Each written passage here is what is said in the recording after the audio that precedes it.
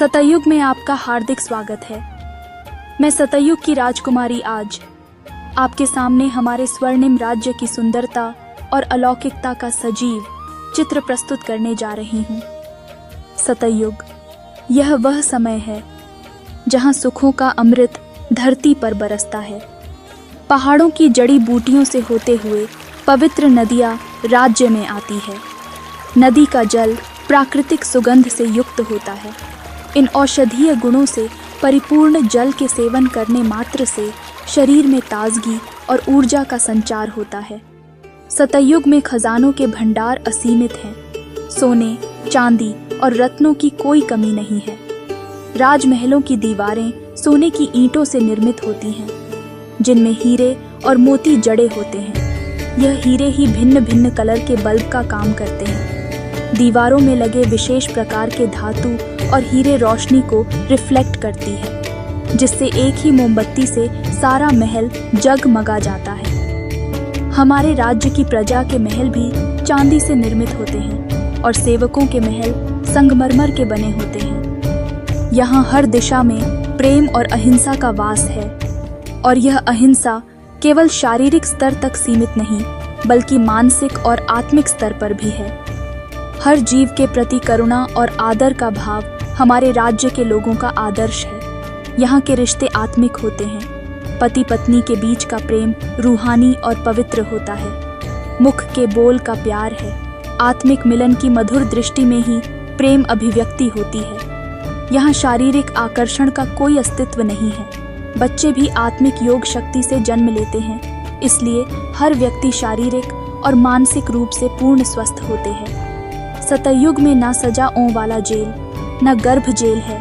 यहाँ पाप ही नहीं होता, क्योंकि विकार ही नहीं है। बच्चों का जीवन आरंभ से ही अपने माता पिता की तरह पवित्रता और दिव्यता से ओतप्रोत होता है। बच्चे स्वभाव से ही शांत और विनम्र होते हैं। उनमें बाल चंचलता नहीं होती, बल्कि वे रूहानी प्रकाश से परिपूर्ण होते हैं। सतयुग में श्रृंगार की बात करूं तो हमारे आभूषण रुई के समान हल्के भिन्न भिन्न प्रकार के ताज और गहने होते हैं। रंग बिरंगे हीरे से जड़ित मुकुट कलरफुल रोशनी बिखेरने वाले होते हैं। लेकिन यहाँ सबके चेहरे पर नेचुरल ब्यूटी होती है। आर्टिफिशियल श्रृंगार की जरूरत नहीं पड़ती है।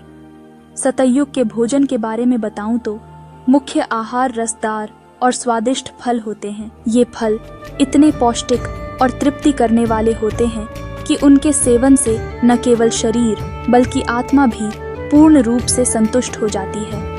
ये फल खट्टा, मीठा और नमकीन सभी प्रकार के होते हैं। इसलिए हमारे राज्य में न शुगर फैक्ट्री की जरूरत होती है, न नमक की। सब्जियां भी पत्तों की नहीं होती, बल्कि फूल और फलों की ही सब्जियां होती है।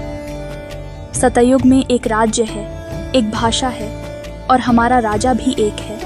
यहाँ प्रजा का प्रजा पर राज्य नहीं होता, इसलिए न कोई मतभेद है, न कोई विवाद। राजा और प्रजा सब एक परिवार की तरह होते हैं, और राजा सबके दिलों में सम्मानीय होते हैं। सतयुग में राजा 16 कला संपन्न और संपूर्ण होते हैं, इसलिए उन्हें किसी साधु, सन्यासी और मंत्री की सलाह की जरूरत नहीं पड़ती।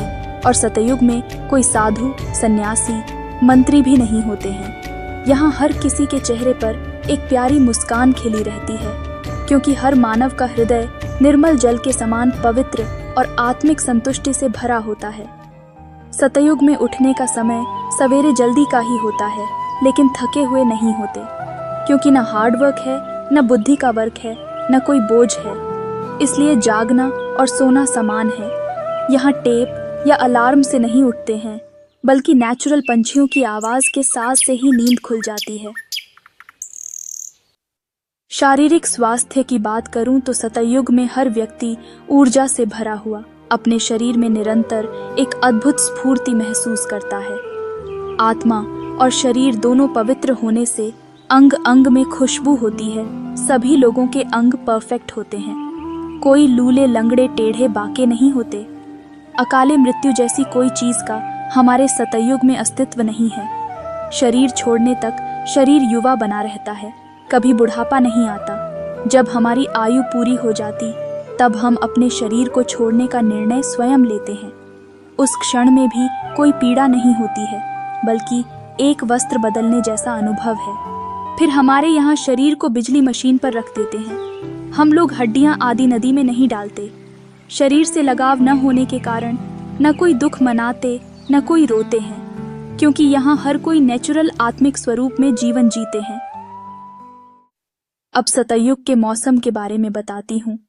सतयुग में पांचों तत्व भी सतो प्रधान होते हैं। मौसम 4 ही प्रकार के होते हैं, लेकिन न कभी अत्यधिक गर्मी न कभी अत्यधिक सर्दी पड़ता है। सदैव बाहरी मौसम होता है। सूर्य भी सतो प्रधान होने के कारण कभी तपत नहीं दिखाता, न कभी बेकायदे बरसात पड़ती, न कभी नदी उछल खाती है।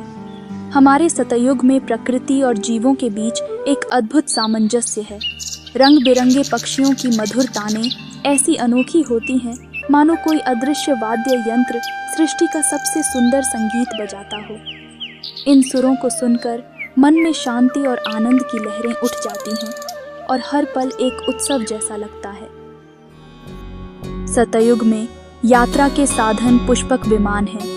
महलों के अंदर विभिन्न आकृति के विमानों की लाइन लगी होती है। विमान फुल एक्सीडेंट प्रूफ होते हैं और इनका संचालन इतना सरल है कि 5 साल का बच्चा भी इन्हें चला सकते हैं। यह सब शुद्ध एटॉमिक और सौर ऊर्जा के आधार पर काम करते हैं। सतयुग में सारा धरती आकाश हमारी होती है।